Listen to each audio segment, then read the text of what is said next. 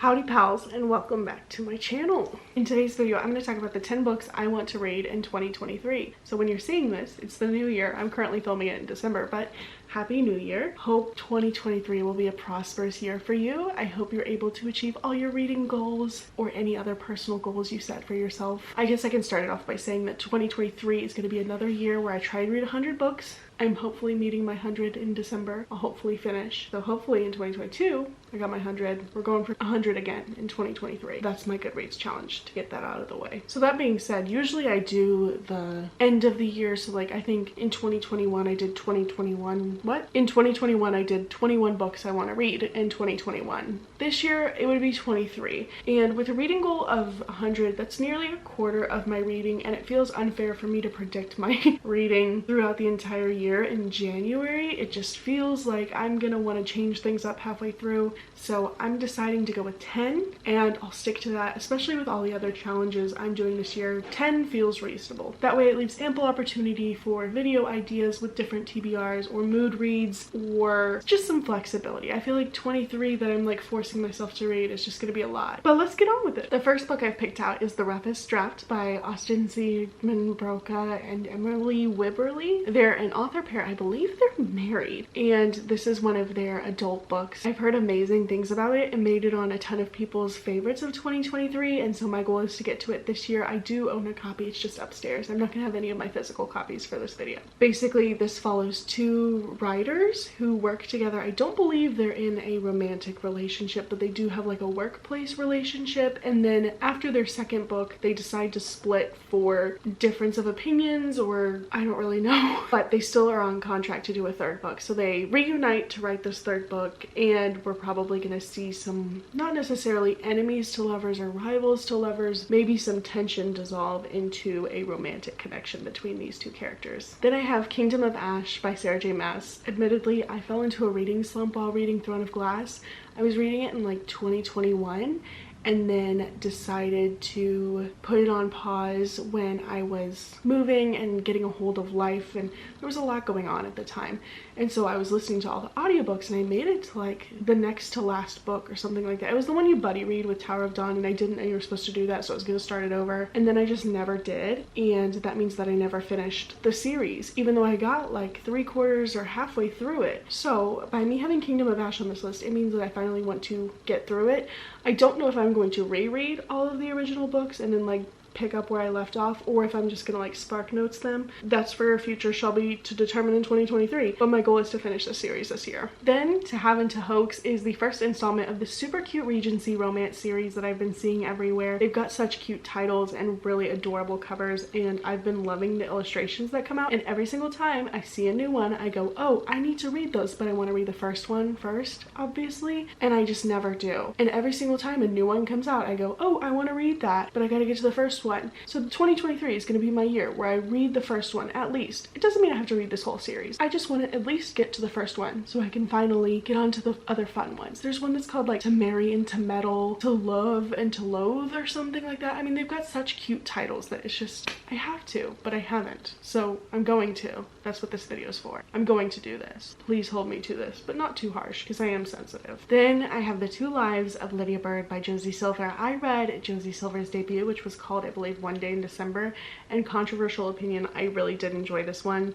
It had a lot of cheating in it and people weren't fond of that. I somehow overlooked that when I was reading it and really loved it. And I think Two Lives of Lydia Bird is going to hold some like really deep and emotional topics, and we all know I love that in a romance. So I'm hoping this one fits the bill for what I'm looking for. I don't know if this one teeters the line of like fiction to romance. Like I don't know where in that spectrum it is, if it's just more general fiction or if it's more romantic, but I guess we'll find out when I read it. So this follows our main character, Lydia. She was in a relationship with Freddie, and on her 28th birthday, he passes away in a car accident. After his passing, Lydia is obviously overcome with grief, and she doesn't really want to do anything, but she knows that in hindsight, Freddie would want her to get back out into the world and romance and do all of these things and live her life. So she recruits his best friend and her sister to help her. And then something happens to where she ends up on like two timelines. In one, she's with Freddie, and then one, she's like in the actual storyline, and so it's like she's got two different lives happening at the same time, and it's a matter of, does she want to stay in this world where she's got Freddie, or does she want to move on with her life and move past him? And it seems like it's going to be really interesting, and I love books that deal with grief and hardship and emotional stuff, so we'll see how this goes. Luck and Last Resorts is the second book in like the Loveless and Fancy Ships series. The only reason I want to read this is because I read Loveless and Fancy Ships and it was one of my favorite books. I had such a fun time reading it. It follows this girl who works on a yacht type thing. If you've ever seen the show, what's it called, where like they work on the boat? I'll put the picture of the show here. She basically works on this rich person's yacht and stuff, and I don't exactly know all the details, but then she meets the single dad who also lives in her apartment complex, and they're working together, and he's like a chef, and I loved that book. So that makes me want to read Luck and Last Resorts, and since I loved Loveless and Fancy Ships so much, I feel like this one's gonna be great. So that's why this is on this list. I don't know much of what this one's about, so hopefully it's as good as the first one. Then we have Lightbringer. This is the third book in the Imperium trilogy. I have only read the first one, and I will be rereading the first one this year, so this is basically the same thing as Throne of Glass. I want to get through all of these this year. This is Bonnie and Whitney's like highest recommendation to me throughout the year, and so when I read Furyborn, I really liked it, but I feel like if I go back at it again, I'll understand more of it, because it took me a while to get like a handle on the subject matter and the storyline and the characters. Now that I have that understanding, I'm hoping I can go back, reread Furyborn, it'll all make sense, then pick up with Kingsbane, and then ultimately Lightbringer to bring the trilogy to a close. So that one's a goal for this year. Then we have Two Wrongs Make a Right. This follows Jamie and Bee, and they couldn't be more opposite, and to fool their friends, they become allies and do some fake dating, I think. And it says it's a reimagining of Shakespeare's beloved comedy Much Ado About Nothing, which I haven't read, but hopefully it's good. Fake dating is a major trend right now. It can usually be hit or miss for me. I'm hoping this one's a hit. Apologies, my camera battery died, so hopefully we've got roughly the same angle. I had to change my camera battery, so like, I know this is probably a little bit different, but that's why the framing is slightly off. Then I have the Bergman Brothers series by Chloe Leese. This has come highly recommended to me by my friends Emily and Sonia. In fact, they bought me the first 3 in this series. It follows a group of siblings. I believe there's even one that's like the sister in this book, but it follows a different character each one, and some of them have sports, some of them have different representation, and honestly I've just heard impeccable things.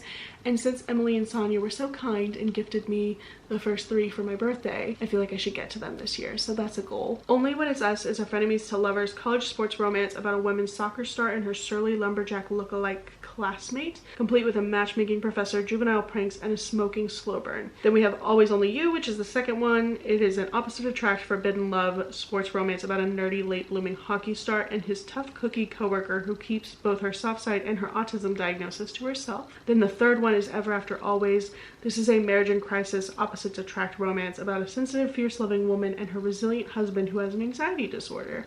That one sounds like it's second chance romance or like rekindling your marriage, and we all know I love that stuff, so keeping my eye on that one. I would like to get through at least those, but knowing me, I'll probably get like addicted to the series. I think there's like 5 or 6 out right now, so we'll see how that goes. So I have a list of all of these on like my phone and my iPad because I was pre-planning, you know, what I was going to talk about in this video, and I had The Start of Me and You on here, and I was like, what the heck is that? So I just looked it up on Goodreads. This is the cover. This is the oldest book on my TBR. I bought this in 2016, 2017. It's the oldest book on my physical TBR. It's time for me to get to it. It's overdue. If I don't read it this year, I need to like unhaul all the books that I bought when I bought this one, because we were in like London, and this was part of like the Zoella book club that was a thing back in the day, and I wanted to like buy them, so I think I bought like 3 or 4 of them at the store in the London airport. I haven't read this one. History Is All You Left Me was one of them, and it became one of my favorite books. No, if not my favorite book of all time. So like I do owe her that, but I need to like read the rest of them because they've just been sitting there collecting dust. And like, what if it ends up being my favorite book? Death of Mrs. Westaway. This is a Ruth Ware book, and that's all I really know about it. Ruth Ware has been pretty consistently good for me. I have read One by One, Turn of the Key, and The Woman in Cabin 10, and I believe those are the only 3 Ruth Wares that I have read. I own most of her books, if not all of them, The Death of Mrs. Westaway being one. This is the one that everyone seems to love. This is the one that comes like most highly recommended to me, aside from The Turn of the Key, but everyone's like, if you're gonna read a Ruth Ware, read this one. I'm like, okay. So if Ruth Ware is one of my favorite mystery authors, maybe it's time that I give her most recommended book a try. I will say The Woman in Cabin 10 was my least favorite. If we're talking like Ruth Ware's that I've read so far, Turn of the Key was like 5 stars. It's at the top. Then One by One was like 3.5, 4 stars. So that one's second. And then The Woman in Cabin 10 was like 2.5, 3 stars. I've already forgotten what that was about. I've already forgotten what happened with the mystery. And ultimately I didn't care. Turn of the Key, most memorable mystery I've read. Hopefully the ones I read of Ruth Ware this year might be better than Turn of the Key, but we're at least gonna give The Death of Mrs. Westaway a shot. So those are the 10 books I want to read in 2023. Shelby, if you're watching this in December of 2023, I hope I didn't let you down, or frankly, hopefully you didn't let me down. You might have, and that's okay. I am gonna be really flexible with these. Obviously, a lot of these are backlist titles, if not all of them are backlist titles for 2023, and I just really want to get to them. There's something that I would just like to get off my TBR, but nothing is so solidified that I feel like if I don't read it, you know, whatever. It's just gonna be fun. It's a fun time. This is my 2023 TBR. Aside from like all the other videos that I have talking about reading plans, this is just like the backlist titles I want to get to this year. So thank you for watching. I hope you enjoyed. Let me know what your most anticipated book to read in 2023 is. It doesn't have to be a 2023 release. I hope you all had a happy new year. I wish you nothing but joy and happiness within 2023. Thanks for hanging out with me. I hope you'll stick around throughout the year, and I can't wait to share with you more of my reading throughout the year. So that's all from me. Thank you so much for watching, and I'll see you all in the next one. Happy reading!